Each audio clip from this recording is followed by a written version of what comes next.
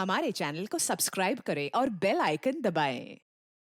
हाय, मैं हूं शिवाजी साटम और आप मुझे एसीपी प्रद्युमन के नाम से जानते हैं। For more episodes of CID, subscribe to Liv Crime and hit the bell icon.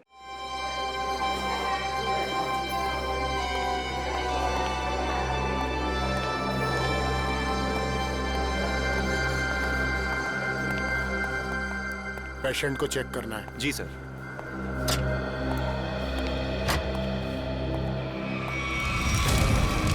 ये क्या? आग! रघु, मंगेश, जल्दी आओ! यहाँ पे आग लगी है। पेशेंट जला है, जल्दी आओ! जल्दी करो, जल्दी!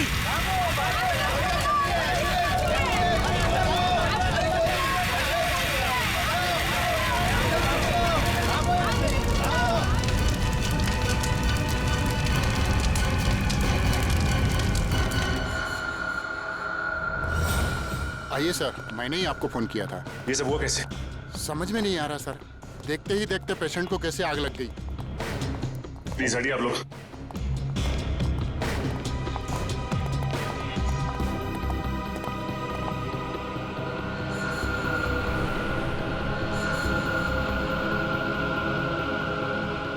डॉक्टर साहब, जिस वक्त ये आग लगी उस वक्त कोई और भी था कमरे में? नहीं सर, कोई नहीं था। मिस्टर अंश के बॉडीगार्ड बाहर ही पहरा दे रहे थे। हाँ सर, अरे इनके आने से पहले साहब अच्छी खासी लेटे हुए थे, लेकिन जैसे उन्होंने दरवाजा खोला अचानक आग लग गई।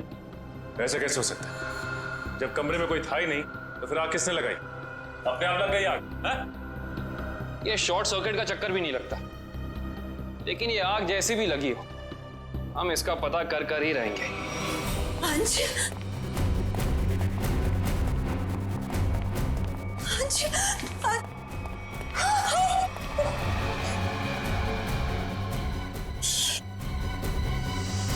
सर, मिस्टर अंश की वाइफ और बेटा। अंश को आग कैसे हो गया ये सब? पापा उठिए, पापा क्या हो गया आपको? पापा संभालिए अपने आप को।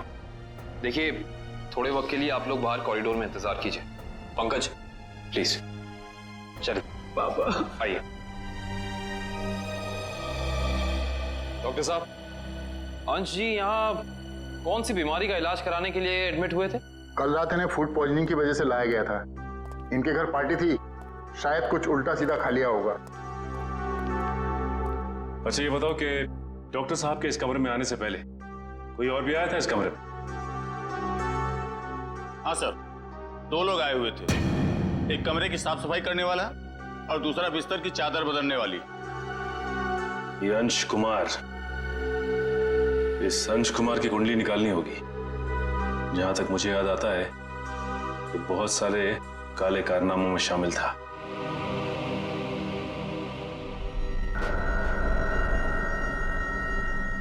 पंकज, रिधिमा और अंकित को घर भेज दिया? हाँ सर, बहुत रो रहे थे बेचारे।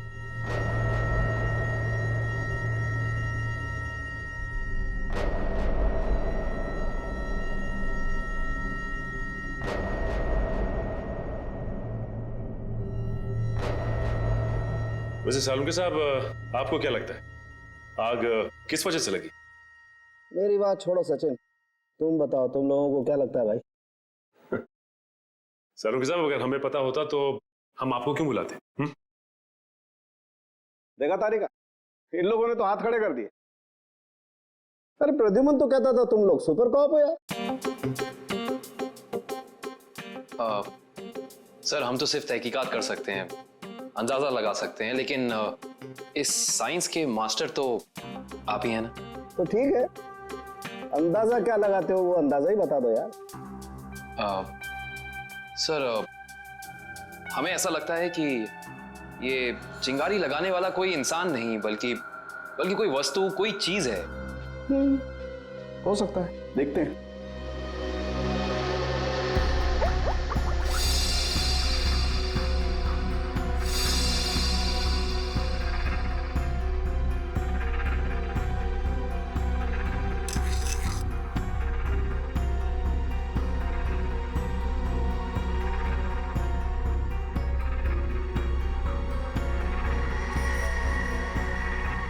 ये बात है। क्या बात है सर? अंश की इस चमड़ी के टुकड़े पर मुझे 2 किस्म के केमिकल मिले। एक का नाम कोजू और दूसरे का चिलिंगफी। कोजू और चिलिंगफी? ये केमिकल के नाम या कोई चाइनीज रेस्टोरेंट के? पंकज, मजाक नहीं।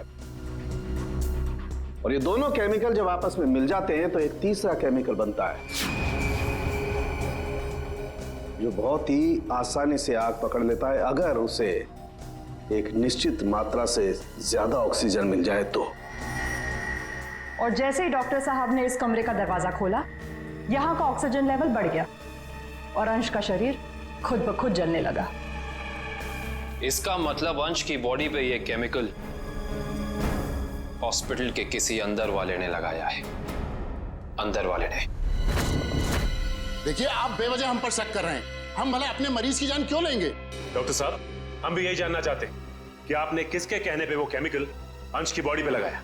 देखिए, मैंने मिस्टर अंश को छुआ तक नहीं। मैं तो एक एक दवाइयां उनके बॉडीगार्ड के सामने देता था। अगर आपने नहीं छुआ तो किसने किया है? किसने स्पंज बाथ दिया उसे? देखिए, मिस्टर अंश यहाँ पर फूड पॉइजनिंग के इलाज के लिए आए थे, तो स्पंज बाथ देने का तो सवाल ही नहीं उठता।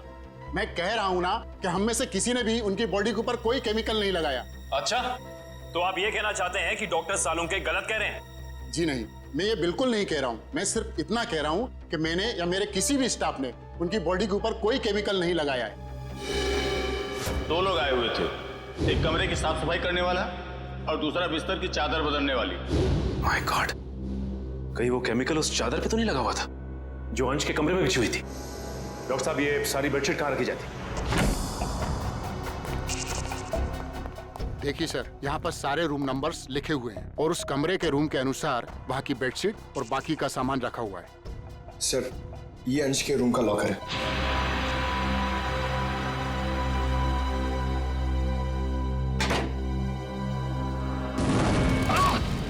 ठीक हो ना तुम? बाहर जाओ, फिर भी पकड़े। फायर एक्सटिंग्विशर, जल्दी। फास्ट।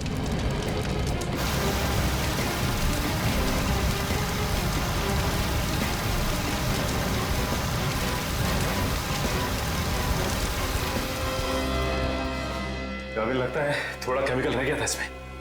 सही कह रहे हो सचिन, अब तो इस लॉकर को बाहर निकालना ही पड़ेगा। आप लोग प्लीज थोड़ा पीछे रहिए।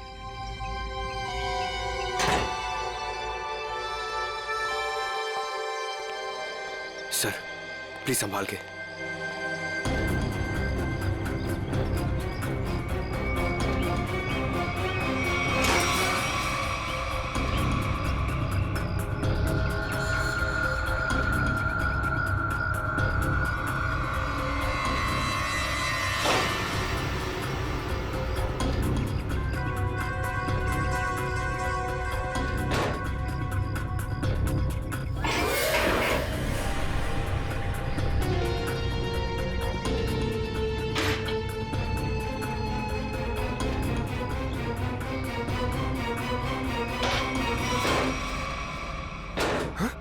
सर, ये क्या? आपकी बार तो आग ही नहीं लगी। क्या बोल रहे? आग सिर्फ इसमें लगी। ये देखो, सिर्फ ये बैग जला है, बाकी सारी की सारी चीजें बिल्कुल वैसी हैं। ये देखो। सर, इसका मतलब केमिकल इस बैग में होगा और बेडशीट इसी बैग में लाई होगी। हाँ पंकज, एग्जैक्टली ऐसा ही हुआ है। डॉक्टर साहब, ये वही लेडी है ना जिन्होंने अंश के कमरे में वो चादर बिछाई थी? जी सर, शीला। मैंने कुछ नहीं किया सर। मैं इन केमिकल्स के बारे में जानती तक नहीं हूँ। ज्यादा भोली मत बनो। अंश के कमरे की चादर तुमने ही बदली थी ना? बदली थी, मगर क्या? एक औरत ने मुझे 50,000 रुपए दिए थे और कहा था अंश साहब के कमरे में ये चादर बदल देना। उसने आपको पैसे दिए और आपने पैसे ले लिए? एक बार भी नहीं सोचा कि इसके पीछे उसका मकसद क्या है? मुझे क्या पता था साहब, कोई ऐसे तरीके निकालेगा किसी का खून करने के लिए। उसका चेहरा पहचानती हो? स्केच बनवा सकती हो उसका? नहीं, उसने अपना चेहरा दुपट्टे से ढक रखा था। चेहरा ढका था, लेकिन कुछ तो याद होगा, कुछ तो देखा होगा। हाँ, उसके दाहिने हाथ पर एक काला सा निशान था, यहाँ पर।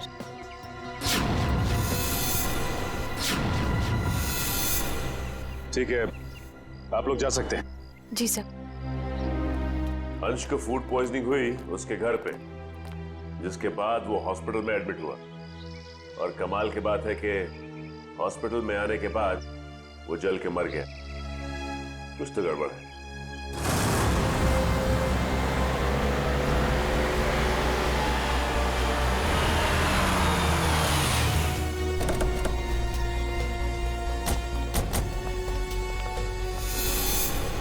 सर, इस घर पे तो जगह जगह सीसीटीवी कैमरास लगे हैं।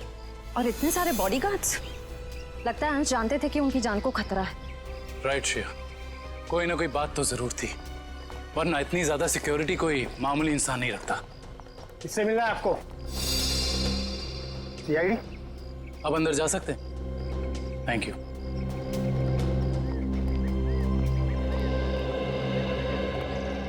सर, ये घर तो बड़ा आलीशान है। अंश बहुत पैसे वाला रहा होगा। जितना बड़ा आदमी उसके उतने ज्यादा दुश्मन। नमस्कार। नमस्ते। आपसे कुछ सवाल पूछने थे। जी पूछिए। जिस रात अंश जी की तबीयत खराब हुई, उस रात उनका खाना किसने बनाया था? साहब, खाना तो मैंने बनाया था, लेकिन मैंने कुछ नहीं किया। तो फिर सिर्फ अंश की तबीयत क्यों खराब हो और किसी की क्यों नहीं? मुझे मालूम नहीं। अब मालूम नहीं कहने से तो काम नहीं चलेगा ना। कोई तो था जो चाहता था कि अंश हॉस्पिटल पहुंचे, ताकि वहां वो खूनी बड़ी आसानी से उस जुर्म को अंजाम दे सके। एनीवेज, हमें उस पार्टी की गेस्ट लिस्ट चाहिए थी। जी। गोपी पिछले 5 साल से उनका खाना बना रहा है, ये ऐसा कुछ नहीं कर सकता। तो और कौन कर सकता है? क्या आपको किसी पर शक है? शायद गगन। गगन? अच्छा, ये गगन कौन है? पापा का बिजनेस मैनेजर था। अभी कुछ दिन पहले उसे नौकरी से निकाल दिया था। पार्टी में गगन भी आया था? हाँ, मगर बिन बुलाए। हाँ साहब, गगन हो सकता है। उस दिन पार्टी में मैंने उसको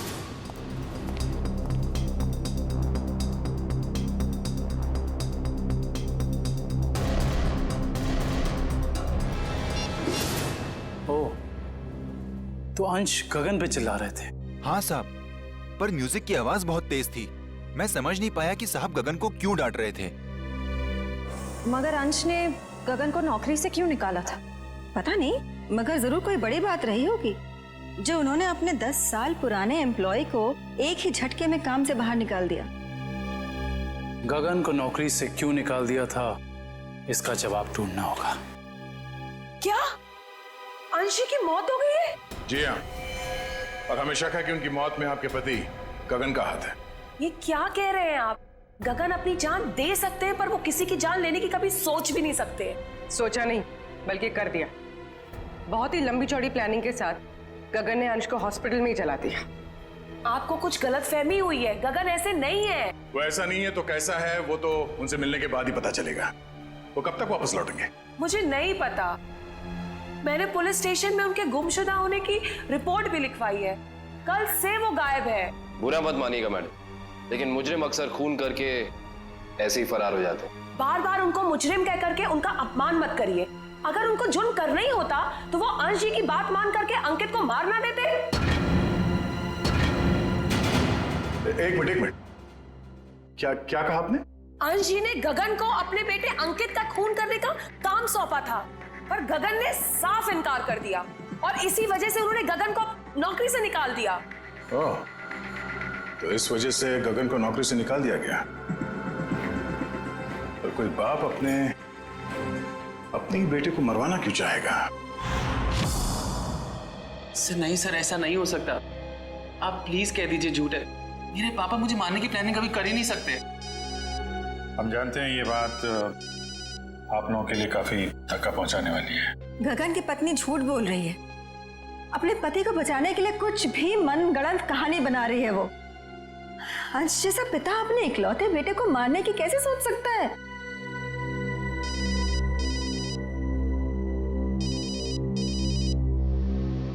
किसका फोन है अंकित? चाहो तो बात कर लो। नहीं सर, इम्पोर्टेंट फोन नहीं है। एक्चुअली मेरा एक फ्रेंड मुझे मिलने के लिए परेशान कर रहा है और फिलहाल मैं किसी से मिलना नहीं चाहता। सर, अगर आपके सवाल पूरे हो गए हों तो क्या हम जा सकते हैं अब? हमें अंश की शोक सभा की तैयारी करनी है। ठीक है, आप जा सकते हैं। इशिता? Yes sir.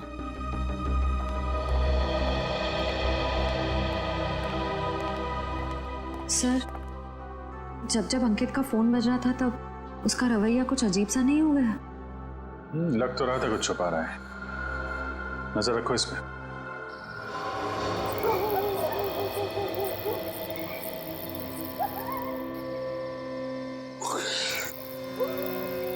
सर, हम लोग क्या रात भर यहीं खड़े रह के पहरा देंगे? रात बहुत काम की चीज होती है पंकज। जो काम दिन के खुले उजाले में नहीं किए जा सकते ना, वो रात के साए में हो जाते हैं। सर, अंकित आ रहा है। आ नहीं रहा श्रेया, हमें ले जा रहा है अगले सुराग तक।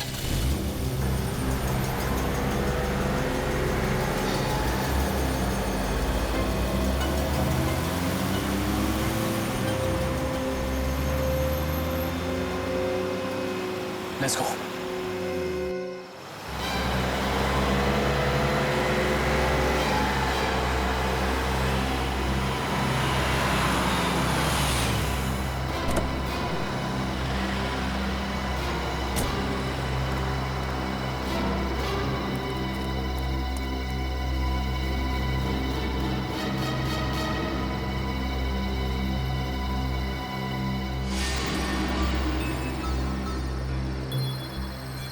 सर, ये इतनी रात को यहाँ ढाबे पे खाना खाने को आया है?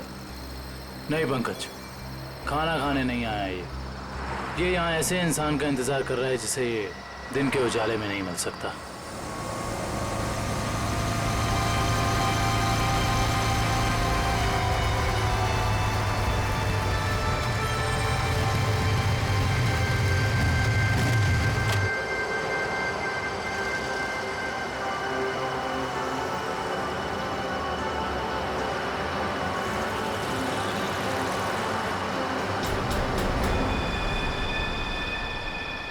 सर, मैंने तो सोचा ये लड़का होगा, ये तो लड़की निकली।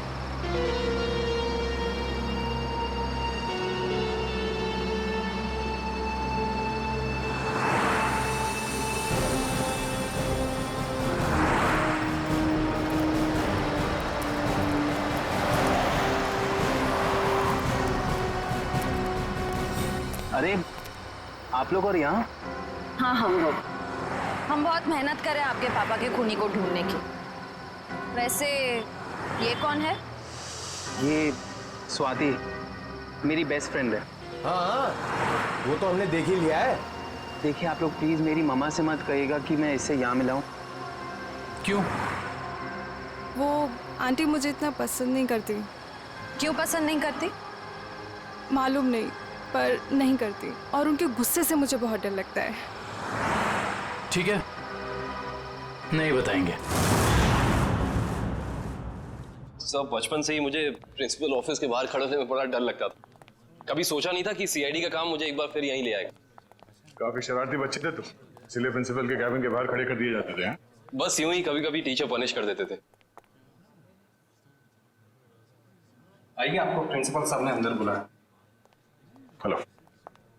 हेलो, सॉरी आप लोगों को इंतजार करना पड़ा। That's okay. हम यहाँ अंकित कुमार नाम के एक स्टूडेंट के बारे में कुछ जानकारी हासिल करने आए हैं। अंकित कुमार? तो वो तो बहुत ही ब्राइट स्टूडेंट है इस कॉलेज का। पढ़ाई लिखाई, खेल कूद, डिबेट, ड्रामा, हर चीज में वो नंबर 1 रहता है। अच्छा, इतना होनहार है वो? हाँ, बल्कि इस बार कॉलेज का स्टूडेंट ऑफ ईयर अवार्ड भी तो उसे ही मिला है। ये देखिए, ये नहीं उसकी फोटो। इसमें अंकित कुमार कहाँ है? यही तो है। ये नहीं, आपको कोई गलतफहमी हो रही है। हम लोग अंश कुमार के बेटे अंकित कुमार के बारे में बात कर रहे हैं। हाँ हाँ, यही तो है, अंश कुमार और रिद्धिमा का बेटा। सर, सर, अगर ये असली अंकित है तो फिर वो कौन है? जो कोई भी है उसके इरादे ठीक नहीं है, और रिद्धिमा जी ने हमें उसके बारे में बताया क्यों नहीं? रिद्धिमा जी कहाँ हैं? मैडम अपने कमरे में हैं। आइए।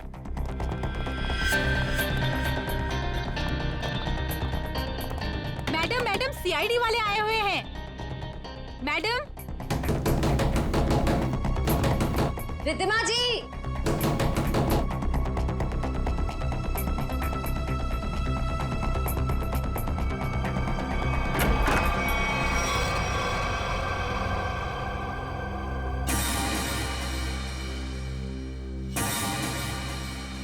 सर, कमरे में तो कोई नहीं है।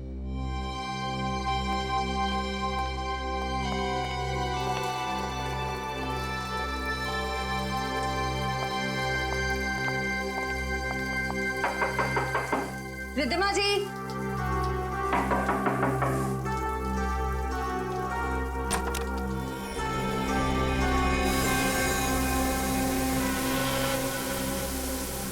सर, यहाँ भी कोई नहीं है। सर ये देखिए, सर यहाँ पे खून भी लगा हुआ है।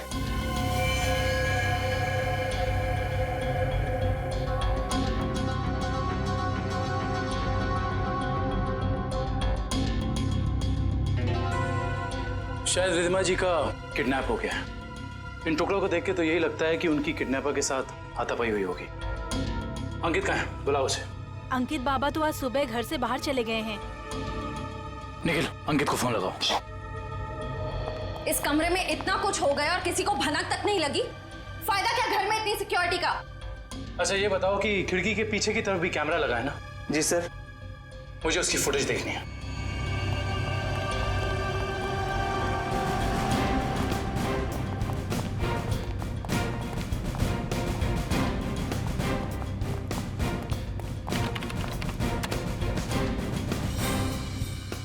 सॉरी सर, लगता है कैमरा 2 घंटे से बंद है। मतलब जरूर तुम में से ही किसी का काम है ये, जिसने गुनाह करने से पहले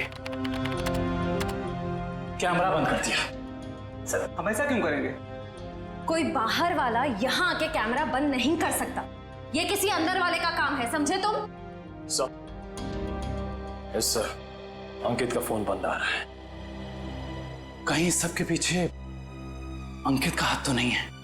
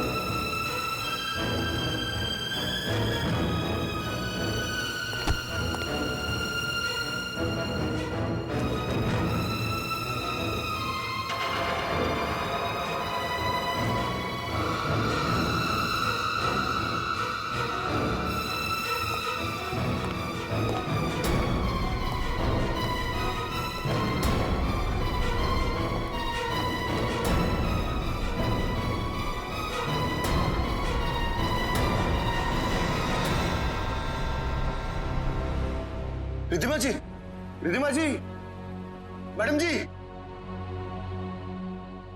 रिद्धिमा जी, उठिए मैडम जी, रिद्धिमा जी। गगन, तुम मुझे यहाँ कहाँ लेकर आए हो?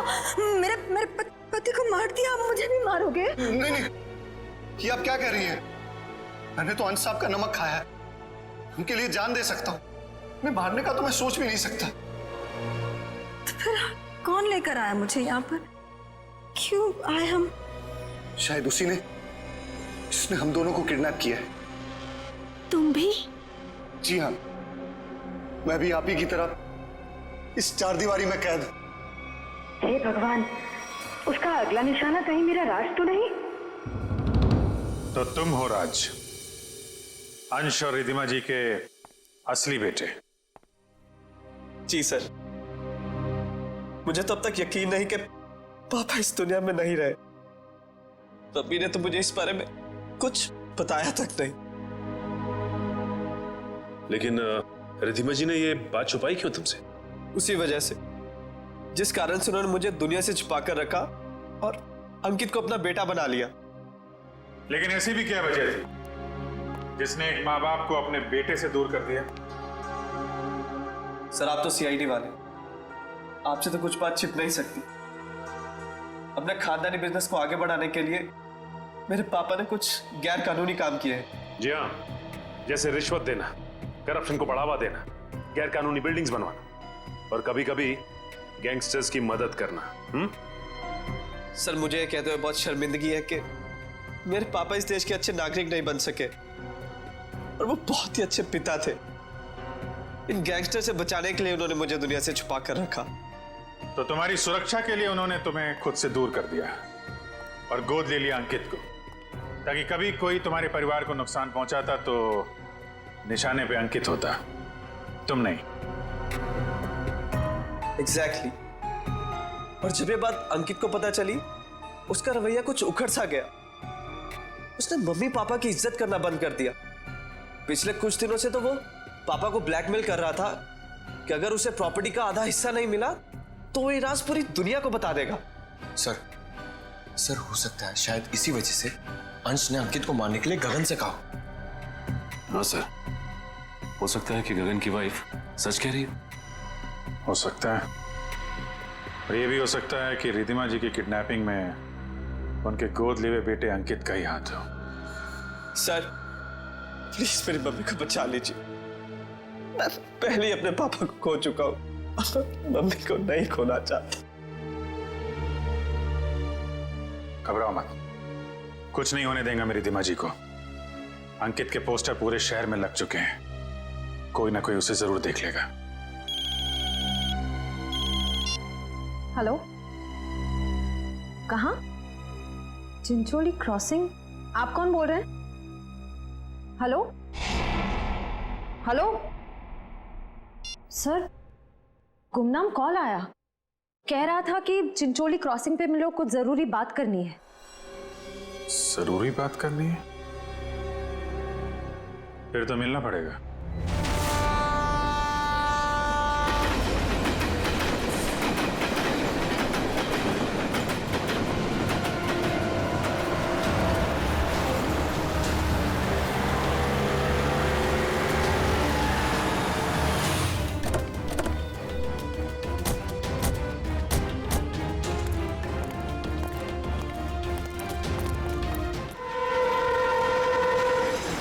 बताओ क्या बताना चाहते थे? सर मैंने आपको फोन इसलिए किया था क्योंकि जिस आदमी का आपने पोस्टर लगाया है उससे मैंने कहीं देखा है सर। तुमने पक्का ध्यान से देखा ना? वो अंकित ही है। हाँ सर, वो अंकित ही था। कहाँ देखा है उसे? सर अगर मैं आप लोगों को बताऊंगा तो कहीं मैं मुसीबत में न पड़ जाऊं सर। देखो तुम्हें कुछ नहीं होगा, तुम बताओ तुमने कहाँ देखा था अंकित को? सर मैंने उसे हसनपुरा की चौल में देखा था सर। हसनपुरा चौल?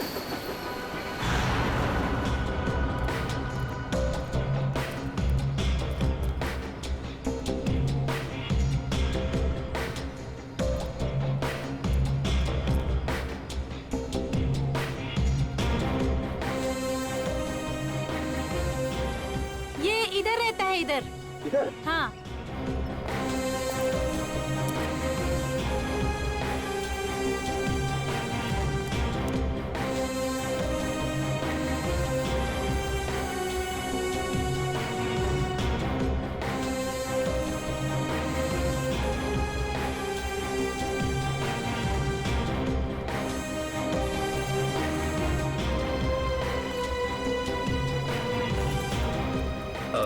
आपने इसे कहीं देखा है? हाँ, उस तरफ रहता है। Thank you. सर पता चल गया, अंकित उस घर में आता जाता था। Sir sir sir sir sir, बहुत मुश्किल हुई सर, लेकिन मैंने पता कर लिया है। अंकित इसी घर में आता जाता था, ये घर में। पंकज हम सबको पता है। अब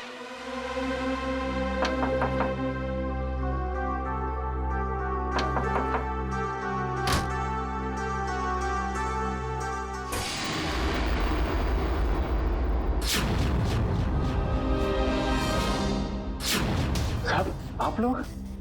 हाँ, हम लोग। सर, यहाँ? हमें एक बॉडीगार्ड की जरूरत थी, तो सोचा क्यों ना तुमसे मिल लिया जाए। क्या मजाक करते हैं साहब? सीआईडी को कब से बॉडीगार्ड की जरूरत पड़ने लगी? जब से तुम जैसे बॉडीगार्ड गुनाह करने लग गए। जिस परिवार ने तुम्हें अपनी सुरक्षा के लिए रखा था, तुम उसे ही नुकसान पहुंचा रहे हो। ये क्या कह रहे हैं साहब आप? अंकित क्यों आता था यहाँ? अंकित बाबा यहाँ नहीं आए। हमसे झूठ बोलने का कोई फायदा नहीं है। सीआईडी से ना कोई बच सका है और ना बच पाएगा, इसलिए कह रहे हैं सब सच सच बता दो। हम जान चुके हैं कि अंकित अंशी का बेटा नहीं है। बताओ क्या सच है? बोलो क्या सच है? बताता हूँ। दरअसल में अंकित का असली बाप मैं हूँ। तुम? हाँ, अंश साहब मेरे बेटे को गोद लेना चाहते थे और मैं भी अपने बेटे के सुनहरे भविष्य के लिए उन्हें मना नहीं कर सका। मगर तुम्हारे अंकित ने जिस थाली में खाया उसी में छेद किया। पहले अंश को मार डाला, फिर रिद्धिमा को किडनैप कर लिया। नहीं साहब, मेरा बेटा ऐसा नहीं कर सकता। मैं उसे अच्छी तरह जानता हूँ। अगर ऐसा है तो हम अंकित को कुछ नहीं होने देंगे, लेकिन अब हमें साफ साफ बताओ ये अंकित हमें मिलेगा कहाँ? अंकित अपने दोस्त स्वाति के साथ है, ग्रीन सी लॉज में। ग्रीन सी लॉज?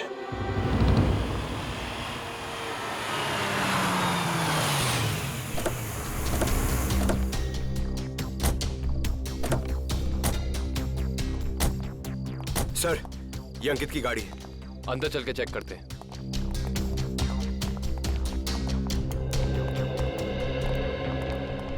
सीआईडी, उस सफेद गाड़ी में जो आए हैं वो कौन से कमरे में ठहरे हुए हैं? Room number 113। Thank you. आओ।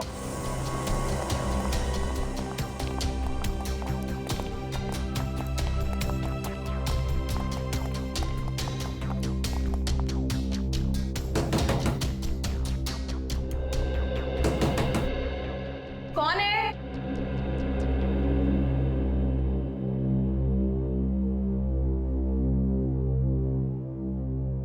मैडम, हम रूम सर्विस से हैं। जरा खोलिए ना, चॉकलेट केक लाए हैं आपके लिए।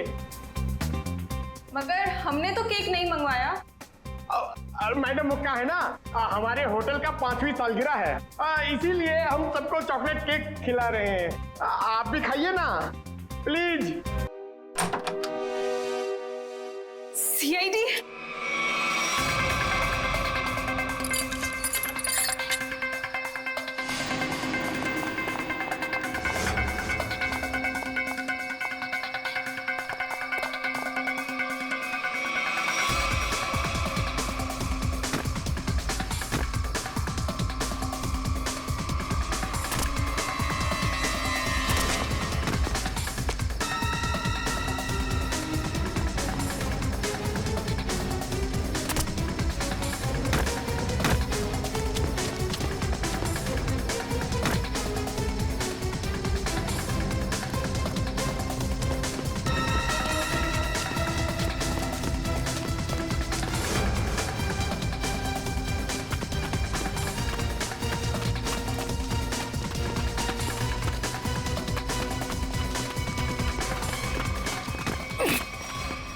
मुझे छोड़ दो please.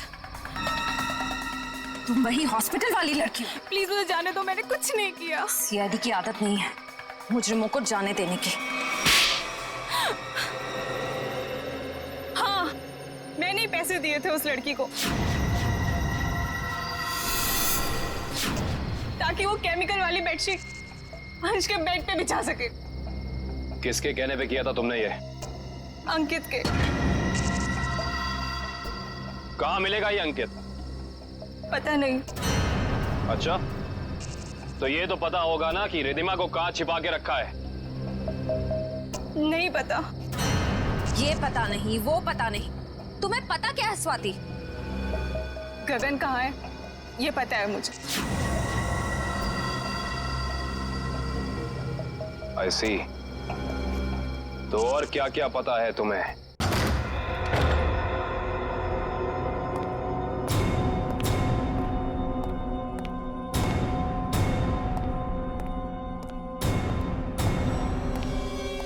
Hi mom, hi Gagan uncle. I hope सब ठीक तो है ना? आई मीन मेरी खातिरदारी में कोई प्रॉब्लम तो नहीं है ना?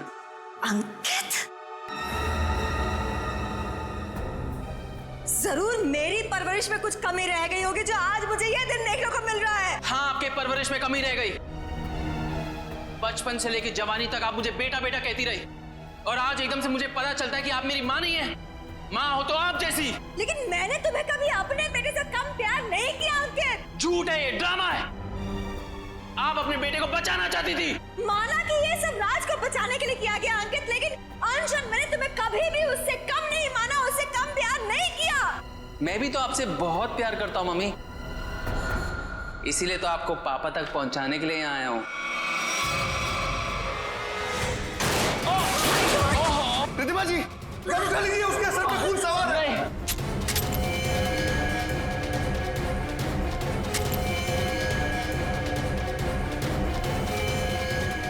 गगन, ये पकड़ो। प्लीज नहीं। मार डालेगा हमको, मारो।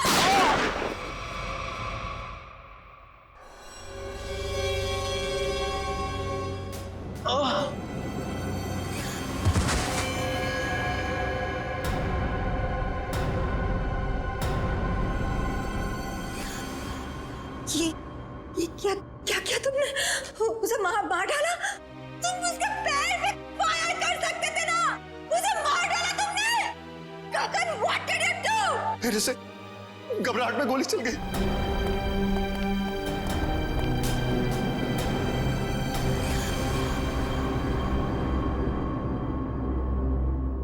ये तो मर गया।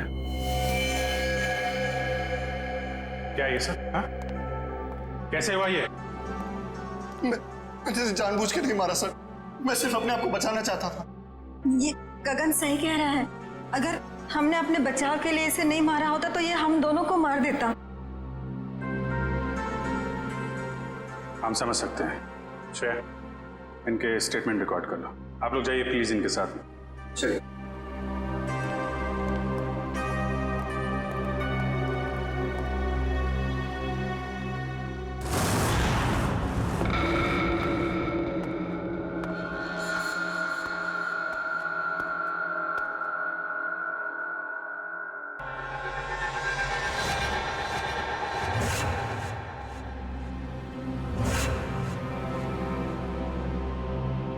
मम्मी, मम्मी, मम्मी,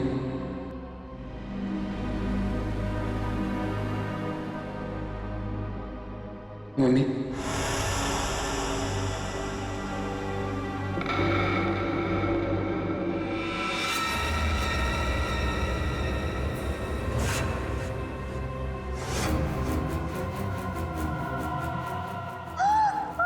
आपने मेरे साथ ऐसा क्यों किया? हमने मेरे साथ ऐसा क्यों किया मम्मी? क्यों मुझे धोखा दिया? क्यों मुझे धोखा दिया? क्यों मुझे मार दिया? क्यों मुझे मार दिया? बोलिए मम्मी, जवाब दीजिए। बोलिए मम्मी, जवाब दीजिए। क्यों किया आपने ऐसा मेरे साथ? क्यों किया आपने ऐसा मेरे साथ? क्यों हमने बेटे को मार दी? क्यों हमने बेटे को मार दी? जवाब दीजिए मम्मी, जवाब दीजिए मम्मी। बोलिए आपने ऐसा क्यों किया? बोलिए आपने ऐसा क्यों किया? क्यों मुझे मारा? क्यों मुझे मारा? क्यों मुझे मारा? क्यों क्यों?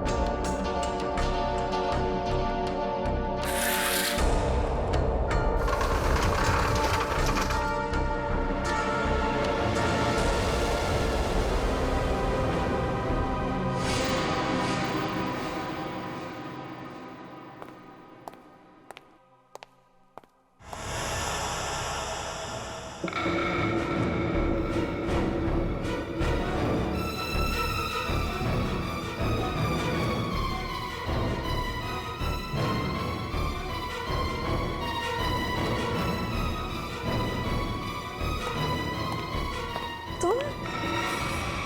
मरे हुए लोग कभी जिंदा नहीं होते रिधिमा जी। ये सब तो सीआईडी का प्लान होता है, गुनहगार से उसका जुर्म कबूल कराने का। अंकित तो कभी मरा ही नहीं था। इतना बड़ा धोखा मेरे साथ। मैं धोखा तो तुमने दिया। मैंने जो कुछ भी किया अपने बेटे के लिए किया है। राज, तुम्हारे पापा तुम्हें अपने गैर कानूनी बिजनेस में शामिल करना चाहते थे, लेकिन मैंने तुम्हें हमेशा गुनाहों के इस साए से दूर रखना चाहा। माँ, मैंने कभी सपने में भी नहीं सोचा था तुम भी पापा की तरह इस तरह गुनाहों के दलदल में धंसी हुई हो। और इसीलिए इन्होंने पापा को मारने के लिए मेरी मदद ली थी और प्रॉपर्टी में 25% शेयर देने का वादा भी किया था। इस प्लान में तुम दोनों मिले हुए हो, इसके बारे में तुम्हारी दोस्त स्वाति ने हमें पहले ही बता दिया था। उस पार्टी के दिन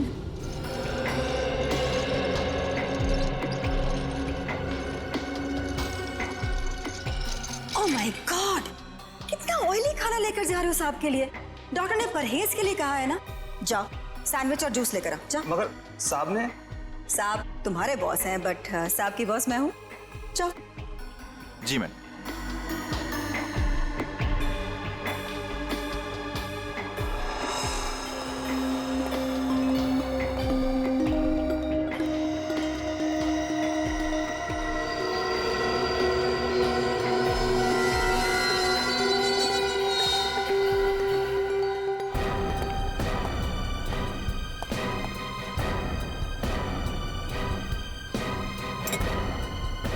गुड, तुम जाओ, मैं साहब को खाना खिला दूंगी। जी मैं कभी सोच भी नहीं सकता था कि आप ऐसा करेंगे। खुद गुनाह किया और मुझे फंसा दिया। तो और क्या करती? तुम्हें पता चल गया था कि अंकित अंश को मारना चाहता है, इसीलिए मैंने आखिरी वक्त पर सारी बाजी पलट दी। और उस पलटी बाजी में मेरी भी बलि चढ़ा दी थी।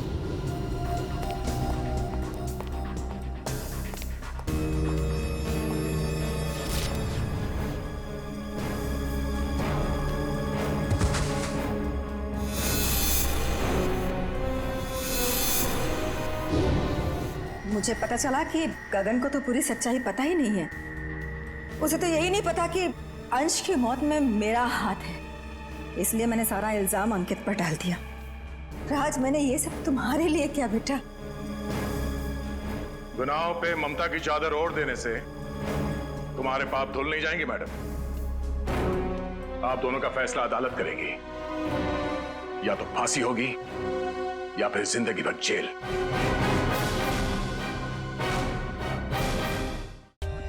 For more updates, subscribe to our channel, click the show links and enjoy watching the videos.